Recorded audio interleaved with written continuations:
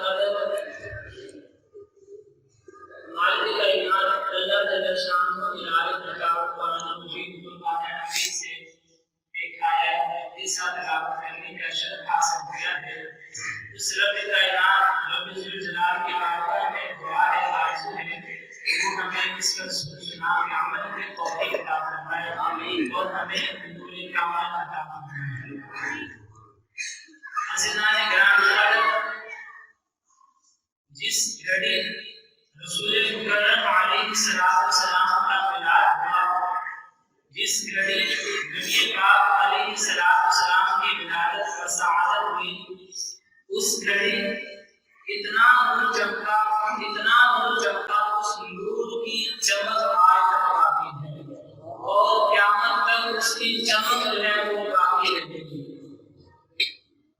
اور پھر جس نور کی چمک آج تک باقی ہے، اس نبی کے نور کا سرور بھی ہمارے دلوں میں باقی ہے، تو قیامت کبھی بھی ہمارے دلوں سے ختم نہیں ہو سکتا۔ ناظرین محترم، اللہ کے شان ہے 1,24,000 کم پیش انبیاء کرام کو مبعوث فرمایا، لیکن حضور کے نور میں اور دوسروں کے آنے میں فرق یہ ہے کہ جب پہلے نبی آتے تھے، ایک نبی آتا، کچھ عرصے کے لیے اندھیرے ختم ہو جاتے، کچھ عرصے کے لیے روشنیاں آ جاتی، لیکن اس نبی کے جانے کے بعد دوبارہ پھر اندھیرے چھا جاتے، دوبارہ پھر اندھیریاں آ جاتی اور روشنی غائب ہو جاتی۔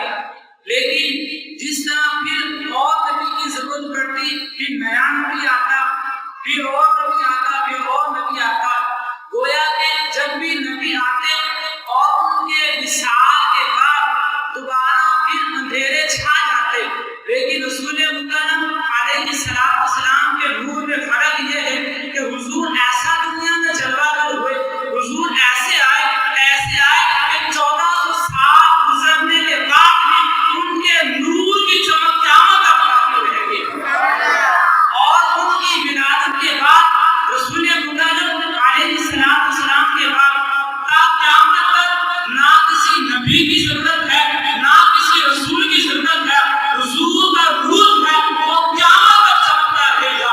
جس کی نظر میں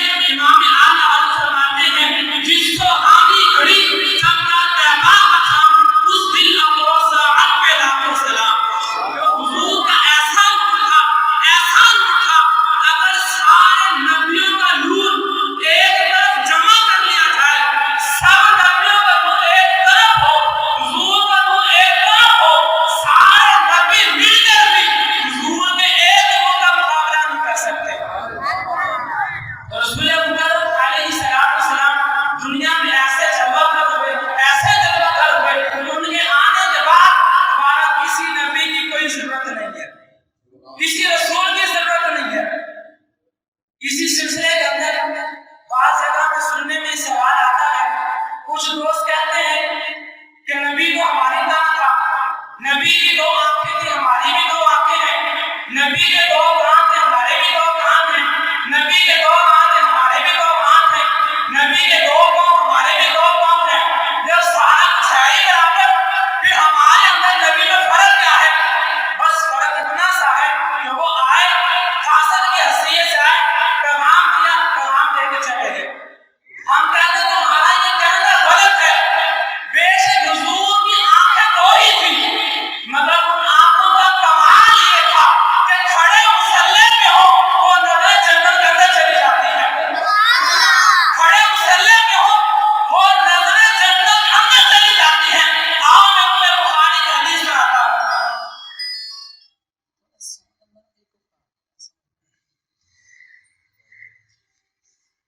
बुखारी पाक के अंदर हदीस आता है, रसूल मुकर्रम अलैहिस्सलाम मुसल्ला इमामत पर जलवा कर हुए।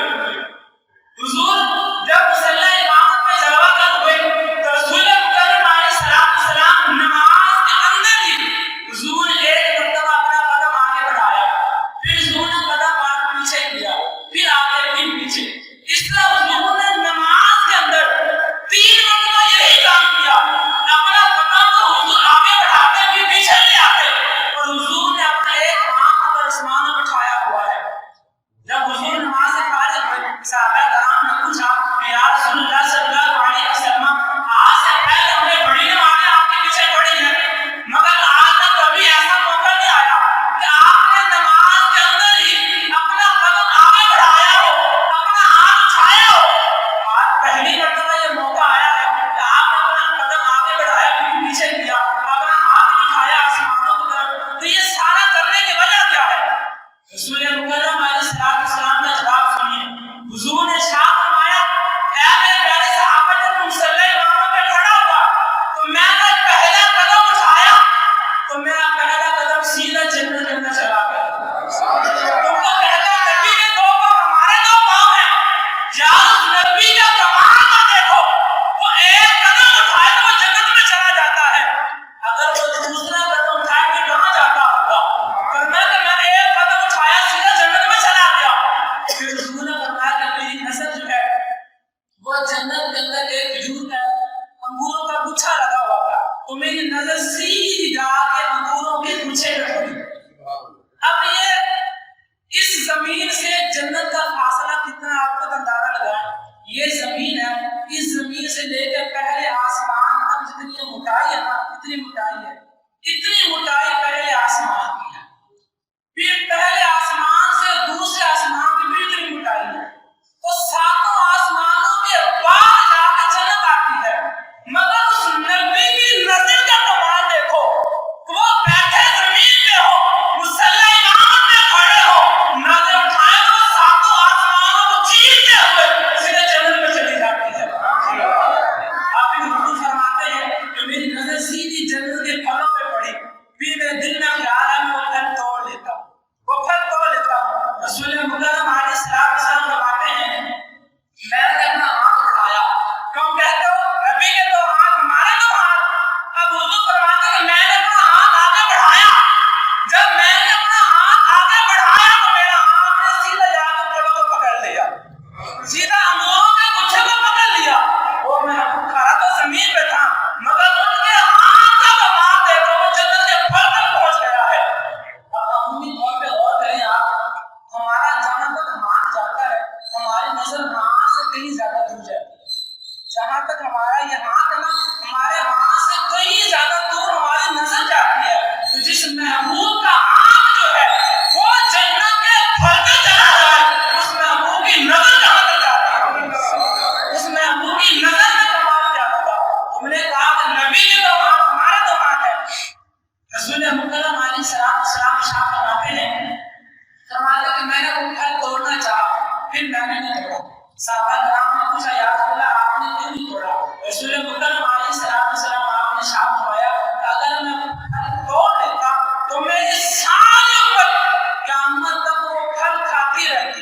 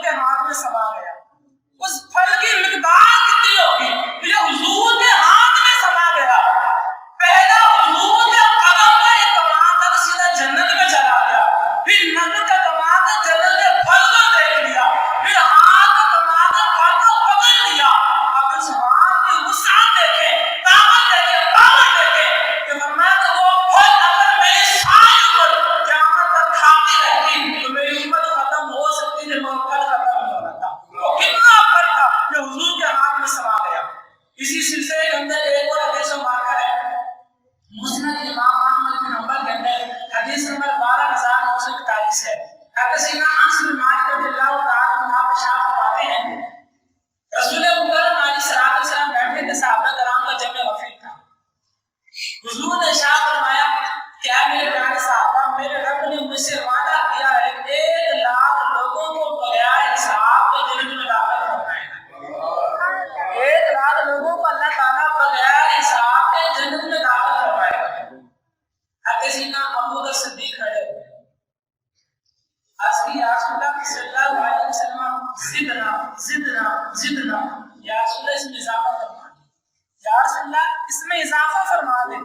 پہلی بات تو یہ ہے کہ ابوبکر صدیق کا یہ عقیدہ تھا حضور جو چاہیں وہ کر سکتے ہیں، حضور جو چاہیں وہ کر سکتے ہیں. حضور نے فرمایا 1,00,000 لوگ بغیر حساب کے جنت میں داخل ہوں گے. ابوبکر صدیق نے کہا زدنا، یا رسول اللہ اضافہ فرما دیجیے. رسول پاک علیہ الصلوۃ والسلام اپنے ہاتھوں کو اس طرح جوڑا، جس طرح ہم دعا میں جوڑتے ہیں، حضور نے اپنے ہاتھوں کو جوڑا اور حضور نے ہاتھوں کو جوڑ کے اس طرح فرمایا، ہاتھوں کو جوڑ کے اس طرح فرمایا لو صدیق کتنے اور بخشے گئے. صرف ہاتھوں کو حضور تعداد نہیں بیان فرمایا دوسری مرتبہ، صرف ہاتھوں کو حضور نے جوڑا ہے اور جوڑ کے فرمایا لو صدیق کتنے اور ہیں. اب وہ صدیق کی دوسری بار پھر کھڑے ہو گئے، کہ یا رسول اللہ آپ کے اوپر تو اربوں خربوں میں ہوگی، آپ کے اوپر کی تعداد بہت زیادہ ہوگی، تو یہ تو بہت تھوڑے، آپ اور اضافہ فرمائیں، آپ اس میں اور اضافہ فرمائیں کہ زیادہ سے زیادہ لوگ بغیر حساب کے جنت میں داخل ہو جائے. حضور نے دوسری مرتبہ پھر اپنے ہاتھوں کو جوڑا اور فرمایا لو صدیق کتنے اور، کتنے اور. حضرت سیدنا ابوبکر صدیق رضی اللہ تعالی عنہ تیسری مرتبہ پھر کھڑے ہوئے، کہا یا رسول اللہ صلی اللہ علیہ وسلم زدنا زدنا، یا رسول اللہ یہ تو اب بھی کم ہے اور اضافہ فرمائیں.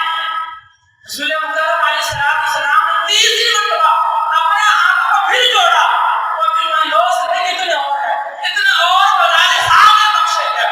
صدیق اکبر رضی اللہ تعالی عنہ چوتھی مرتبہ پھر کھڑے ہوئے، کہا یا رسول اللہ زدنا زدنا اور اضافہ فرمائیں اور زیادتی کریں. اب جب چوتھی مرتبہ صدیق کھڑے ہوئے، سامنے سے عمر فاروق بھی کھڑے ہوئے. عمر فاروق کھڑے ہوئے، سیدنا عمر فاروق نے کہا یا ہے صدیق تم نے کیا لگا رکھا زدنا زدنا، کیا تم بار بار کی جا رہے ہو، یا اس میں اضافہ کرو اضافہ کرو اضافہ کرو، کیا تم نے لگا رکھا ہے. سیدنا صدیق اکبر رضی اللہ تعالی عنہ آپ نے فرمایا عمر میں کوئی غلط بات تو نہیں کر رہا، میں تو چاہتا ہوں حضور کی ذات عمر کو بغیر حساب سے بخشی جائے.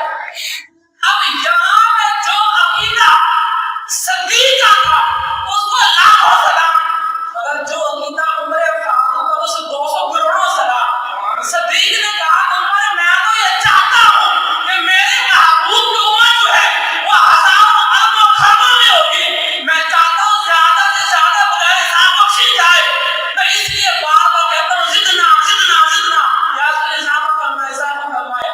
عمر فاروق نے کہا صدیق تمہاری بات صحیح ہے، مگر میرا یہ عقیدہ ہے کہ حضور نے پہلی مرتبہ اپنے ہاتھوں کو جوڑا تھا نا، ساری امت پہلی بار ہی سما دی.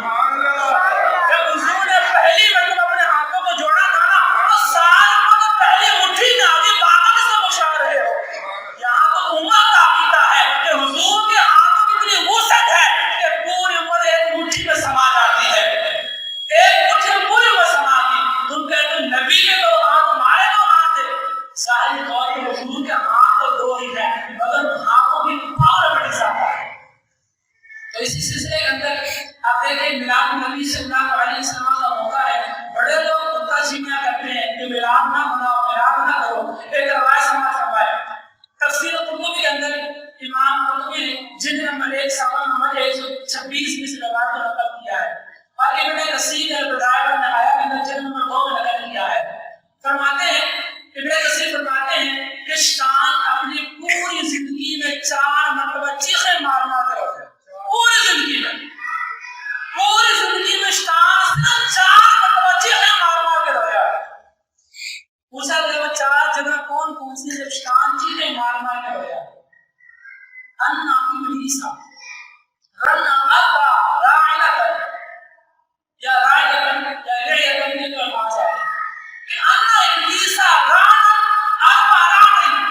فرمایا کہ شان پوری زندگی میں 4 مرتبہ چیخیں مار مار کر رویا ہے. پہلی مرتبہ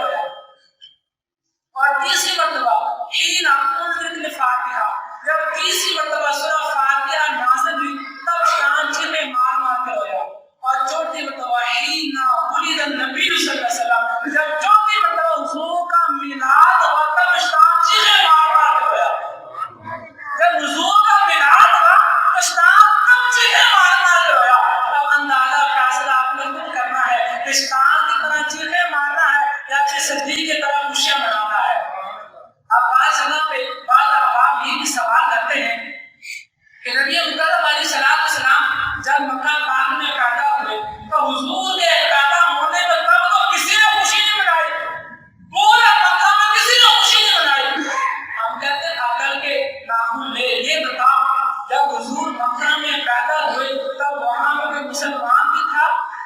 حضور جب پیدا ہوا تو مسلمان ہی کوئی نہیں تھا, وہاں تھے سارے کافر. تو کافر کہاں سے خوشی کرتا ہے؟ جب حضور مکہ میں پیدا کوئی مسلمان نہیں تھا. لیکن اگر تم نے اندازہ لگانا ہے پھر مدینہ میں دیکھو, جب حضور مکہ سے ہجرت کر کے مدینہ تشریف لے کے گئے, جب حضور مدینہ میں گئے تو مدینہ کے مسلمانوں کو کام کیا کہ حضور کی آمد پر, حضور کے استقبال پر عورتیں, بچے, بوڑھے سب وہ گلیوں بازاروں میں آ گئے اور سب نے کہا یا رسول اللہ, یا رسول اللہ, یا رسول اللہ. تو وہاں وہ مسلمانوں کا طریقہ تھا جنہوں نے حضور کی آمد پر خوشیاں منائی. اب فیصلہ آپ نے خود کرنا ہے کہ مدینے والے مسلمان بننا ہے یا مکہ کے کافر بننا ہے. اسلامی محترم, رسول مکرم علیہ السلام کے میلاد سے ہمیں بہت خوش ملا ہے. پوری زندگی ہمارے جسم میں جو بال ہے وہ کہ حضور کے میلاد کا صدقہ ہے. آج اسی سلسلے کے اندر بخاری پاک کا قصہ واقع ہے. رسول مکرم علیہ السلام نے شام فرمایا, حضور فرماتے ہیں جب حضرت آدم پیدا ہوئے نا, حضرت آدم کا جو قد تھا وہ 60 فٹ یا 60 گز تھا, مختلف روایات ہیں. فرمایا حضرت آدم کا قد بہت زیادہ تھا. جس طرح نبی آتے رہے قد جو ہے وہ گھٹتا چلا گیا, یہاں تک کہ حضور کی آمد تک مسلسل قد جو گھٹتا رہا, یہاں تک 5 فٹ 6 فٹ کا یہ قد آ گیا. رسول پاک علیہ السلام ارشاد فرماتے ہیں کہ وہاں آدم سے لے کے میرے آنے سے پہلے تک قد کے گھٹنے کو بریک نہیں لگی, قد لگاتار مسلسل گھٹتا رہا. حضور فرماتے جب میرا میلاد ہوا, جب میں پیدا ہوا تو وہاں پہ قد کو گھٹنے کو بریک لگ گئی, وہاں قد رک گیا. حضور فرماتے اگر میرا میلاد نہ ہوتا یقینی طور پر یہ قد گھٹتا آج ایک چوٹی کے برابر ہو جاتا, آج ایک چوٹی کے مانند ہو جاتا. اگر بازاروں میں بڑا قد لے کر چلنے والوں یہ قد بھی حضور کے میلاد کا فیض ہے. اگر حضور کا میلاد نہ ہوتا یہ قد بھی ہمیں کبھی نہ ملتا. ممکن ہے اگر حضور کا میلاد نہ ہوتا ہمارا قد چھوٹا ہو جاتا, چوٹی کے برابر ہو جاتا, ہم گلی سے بازار سے گزرتے گائے بھینس گوبر کرتے اس کے نیچے آ جاتے, ہم سے وہاں سے نکلا نہیں جا رہا تھا. تو یہ قد بھی حضور کے میلاد کا فیض ہے. یہ سارا حضور کے میلاد کا سبب ہے. حضور کے میلاد کے بغیر کچھ بھی نہیں ہے. اسی سلسلے کے اندر مزید دلائل کی طرف چلتے ہیں. رسول مکرم علیہ السلام نے شان فرمایا, حضور فرماتے ہیں کہ میری آمد سے پہلے یہ جتنی مسجدیں ہیں مخصوص جگہ ہوتی تھی جہاں پر نماز پڑھی جاتی ہے, مخصوص مقام کا جہاں پر صرف نماز پڑھی جا سکتی ہے. وَجُعِلَتْ لِيَ الْأَرْضُ مَسْجِدًا وَطَهُورًا. حضور فرمایا کہ میرے آنے سے پہلے پوری زمین پاک نہیں تھی, مخصوص جگہ تھی جو پاک تھی, مگر وَجُعِلَتْ لِيَ الْأَرْضُ مَسْجِدًا وَطَهُورًا. فرمایا کہ میرے آنے سے رب نے کرم فرما دیا ہے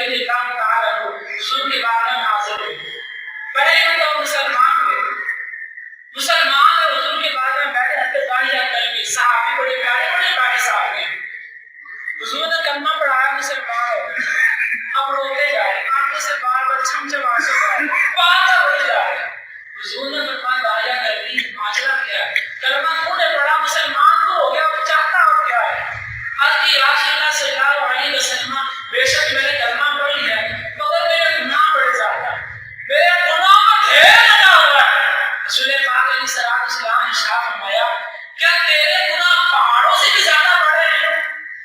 عرض کی ہاں یا رسول اللہ میرے جو گناہ وہ پہاڑوں سے بھی زیادہ بڑے بڑے ہیں۔ رسول پاک علیہ السلام آپ نے ارشاد فرمایا کیا تیرے گناہ سمندروں سے بھی زیادہ بڑے ہیں؟ سمندر سے زیادہ گہرے ہیں؟ حضرت داعیہ کلبی نے کہا ہاں یا رسول اللہ جو میرے گناہ ہے نا وہ تو سمندر سے بھی کہیں زیادہ ہے، کہیں زیادہ ہے۔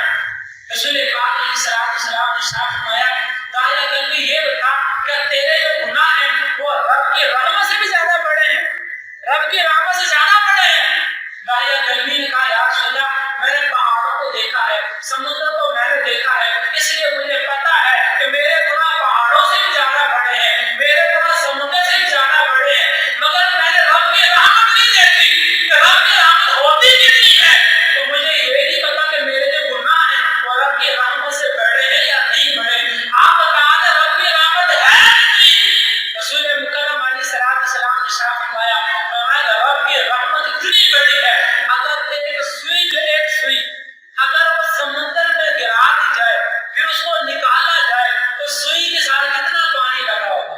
حضور نے فرمایا جتنا پانی جو سوئی کے ساتھ لگا ہوگا نا اتنی بڑی رب کی رحمت ہے کہ ساری دنیا کے گناہ بخشے بھی جائیں رب کی رحمت پھر بھی بچ جاتی ہے، پھر بھی بچ جاتی ہے۔ اللہ راستے میں میرے جو گناہ ہیں وہ رب کی رحمت سے بڑے نہیں ہیں۔ رسول مکرم علیہ السلام نے ارشاد فرمایا کہ تیرے ایمان لانے سے اللہ تعالیٰ نے فائدہ پہنچایا، تیرے سارے گناہ معاف فرما دیے۔ اب حدیث میں داعیہ کلبی پھر بھی رو رہے ہیں، پھر بھی روئی جا رہے ہیں۔ حضور نے فرمایا داعیہ کلبی ایمان کا فائدہ ہے، جب اللہ کلمہ پڑھے پچھلے گناہ معاف ہو جاتے ہیں، اب تو کیوں روتا ہے؟ عرض کی یا رسول اللہ مجھے ایک واقعہ یاد آ گیا ہے۔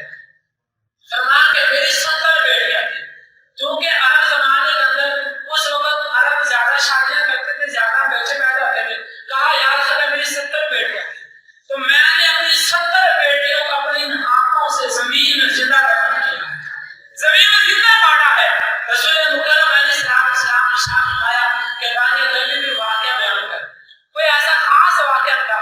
داعیہ کلبی نے کہا یا رسول اللہ صلی اللہ علیہ وسلم میری آخری جو بیٹی تھی میں نے اس کو 5 سال 6 سال تک سنبھال کے رکھا، مجھے بڑی محبت اس کے ساتھ، لیکن پھر یہ ہوا کہ میرے دل میں خیال آیا اگر میری بیٹی بڑی ہوگی اس کی مجھے شادی کرنی پڑے گی، لوگ کہیں گے کہ یہ داعیہ کلبی کی بیٹی ہے فلاں گھر میں رہتی ہے۔ تو میں نے غصے میں آ کر اپنی بیٹی کو ہاتھ سے پکڑا اور فل گرمی تھی، ہاتھ سے پکڑ کر اپنی بیٹی کو دفن کرنے چلا گیا۔ اب بیٹی کو ہاتھ سے پکڑا ہے، رسول مکرم علیہ السلام کی آنکھوں سے پانی جاری ہے، آنسو جاری ہے۔ حضور فرماتے ہیں بتا داعیہ کلبی تو نے کیا کیا تھا؟ اب یا رسول اللہ میں نے بیٹی کو پکڑا، رستے سے لے کے جا رہا ہوں، جب میں دھوپ میں چلتا ہوں میری بیٹی کہتی ہے ابا جان آپ دھوپ میں نہ چلے مجھے تکلیف ہوتی ہے، تو اب وہ دھوپ میں ہو جاتی ہے مجھے چھاؤں میں کر دیتی ہے۔ فرماتے ہیں کہ مجھے پھر بھی رحم نہ آیا۔ رسول پاک علیہ السلام نے فرمایا داعیہ کلبی پھر کیا ہوا؟ عرض کی یا رسول اللہ پھر میں ایک ویران جگہ میں چلا گیا، وہاں پہ جا کر میں نے کھڈا ایک نکالنا شروع کیا۔ اب میں وہاں سے کھڈا نکال رہا ہوں، میری پیشانی سے پسینہ نکل رہا ہے اور میری بیٹی جو ہے وہ اپنے ننھے اپنے ہاتھوں کے ساتھ آ کر اپنے پسینے کو صاف کرتی ہے، میری پیشانی کو صاف کرتی ہے اور کہتی ہے ابا جان یہ کام کس لیے کر رہے ہو؟ میں کچھ نہیں بتاتا۔ حضرت داعیہ کلبی کہتے ہیں یا رسول اللہ میں نے دل میں پتھر رکھ کر اپنے دل میں پتھر رکھا اور وہ کھڈا نکالتا رہا، جب وہ کافی گہرا ہو گیا تو میں نے اپنی بیٹی کو دھکا دیا، وہ سیدھی کھڈے کے اندر چلی گئی، اس ٹوئے کے اندر کھڈے میں جا گری اور اوپر سے میں مٹی ڈالنا شروع کر دی۔ جب میں نے مٹی ڈالنا شروع کی رسول مکرم علیہ السلام کی آنکھوں پھر بھی آنسو ہے۔ حضور فرماتے داعیہ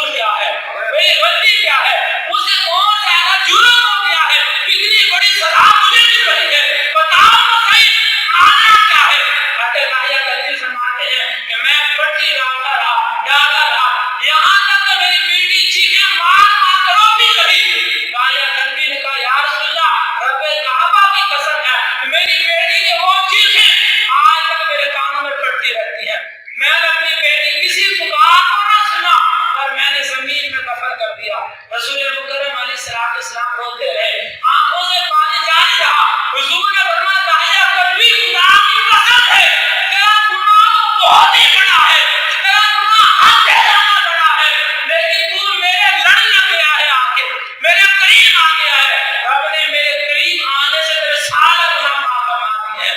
تو نبی نے محترم یاد رکھیے گا، وہ زمانہ تھا جب بیٹیوں کو زمین میں زندہ دفن کیا جاتا تھا، مگر آج بچیاں جو ہیں، بیٹیاں جو ہیں، اپنے باپ کی چھاتی پہ کھیلتی ہیں، باپ اپنے بیٹی کو دیکھ کے خوش ہوتا ہے، راضی ہوتا ہے، مسکراتا ہے۔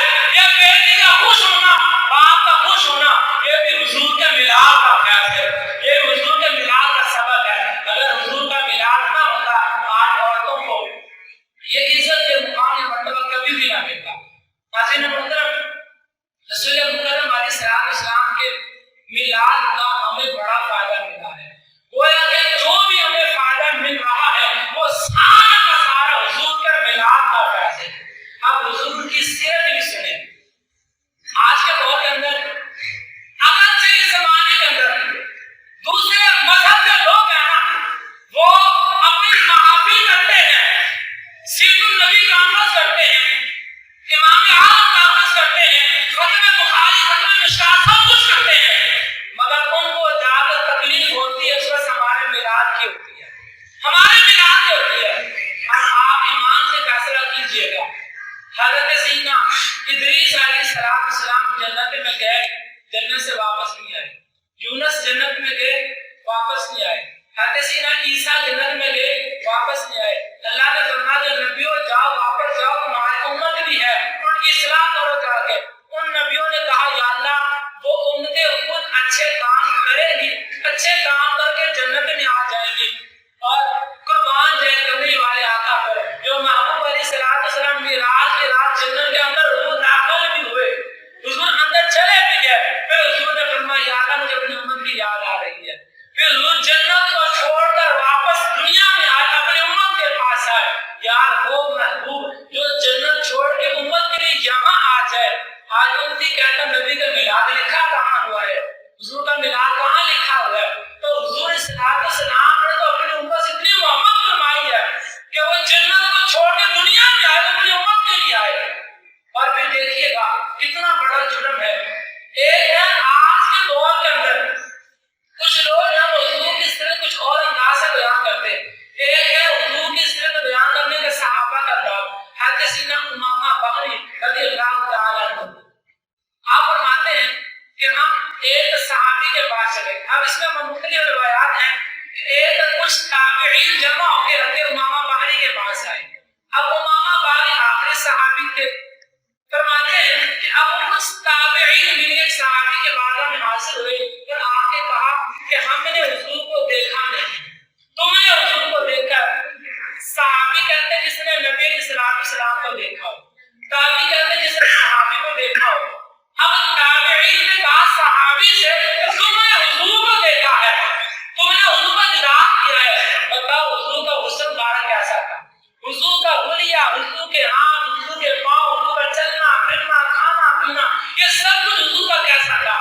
اب حضرت سیدنا امامہ بغری فرماتے ہیں کہ اس صحابی نے حضور کی مکمل سیرت بیان کروائی، حضور کے نقش و نگار ایک چیز حضور نے بیان صحابی نے بیان فرمائی۔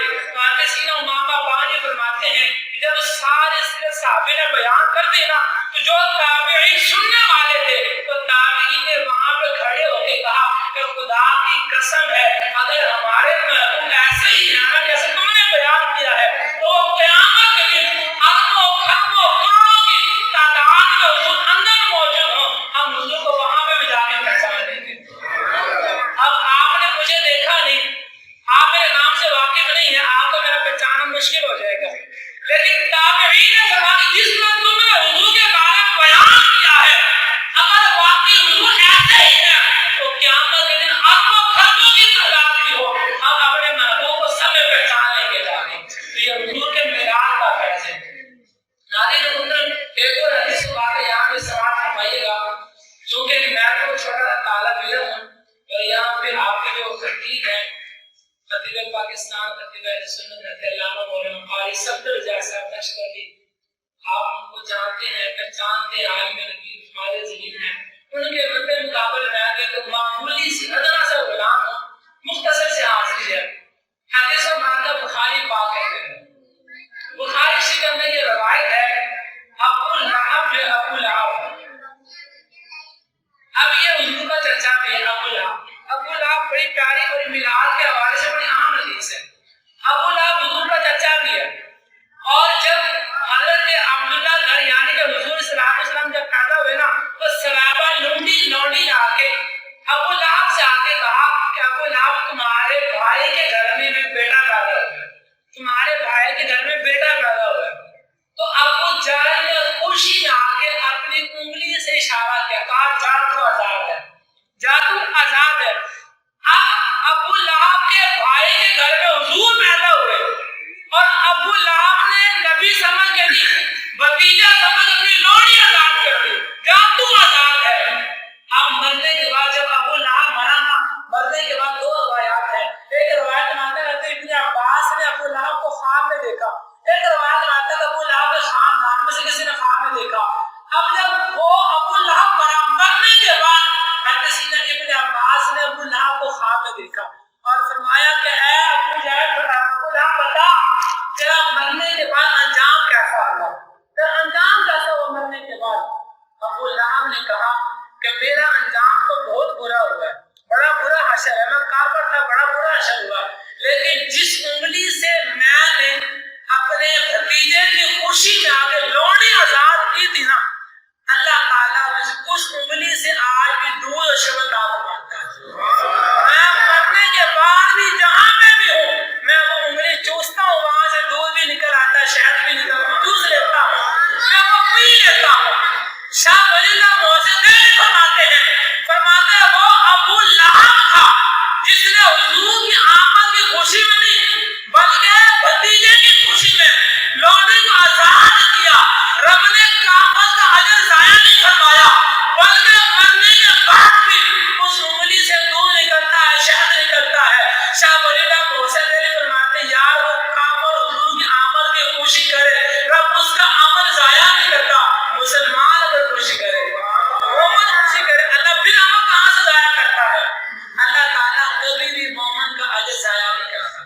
تو رسول مکرم علیہ السلام دنیا میں ایسے جلوہ گر ہوئے، ایسے جلوہ گر ہوئے کہ ان کا جو نور ہے وہ قیامت تک باقی رہے۔ ایک آخری حدیث و واقعہ جو بڑی پیاری، بڑی محبت والی بخاری کے حدیث و واقعہ ہے، کتاب میں دعا کے اندر یہ حدیث و واقعہ موجود بخاری پاک کے اندر، اور حدیث کا نمبر جو ہے 6063 حدیث کا نمبر ہے۔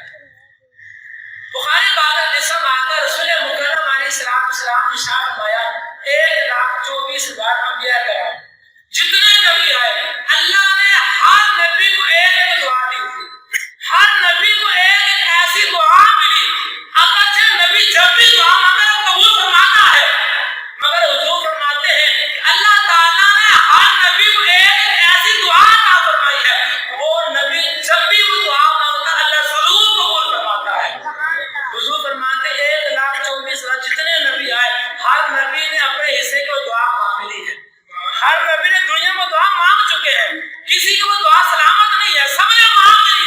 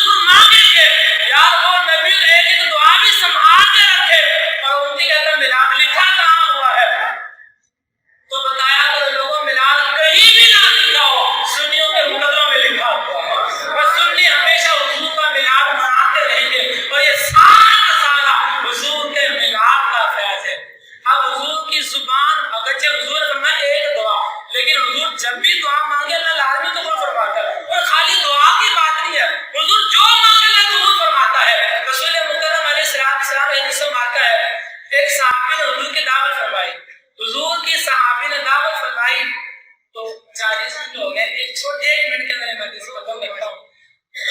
حدیثوں میں صحابی نے حضور کی دعوت فرمائی اور ایک بکری کا بچہ ذبح کیا. اب جب بکری کا بچہ ذبح کر کے کھانا حضور کے سامنے پیش کیا گیا, رسول مکرم علیہ السلام کو دستی کا گوشت بڑا پسند تھا. دستی کہتا ہے بکری کی اگلی ٹانگ کو دستی کہا جاتا ہے. رسول مکرم علیہ السلام نے اپنے صحابے سے فرمایا کہ میرے لیے دستی لے کے آؤ, میرے لیے دستی لے کے آؤ. وہ صحابی گیا, ہنڈیا سے جا کے چمچا مارا, دستی نکال کر حضور کے سامنے پیش کر دی. حضور نے وہ دستی کھانے کا نام فرمائی, کہا اے پہلے صحابی دوبارہ ایک اور دستی لے کے آؤ. وہ صحابی پھر گیا, جا کے دستی نکال حضور کے سامنے پیش کر دی. حضور نے وہ دستی پھر شامل فرما دی. نبی پاک علیہ السلام نے ارشاد فرمایا کہ میرے پیارے صحابی جا ایک اور دستی لے کے آؤ.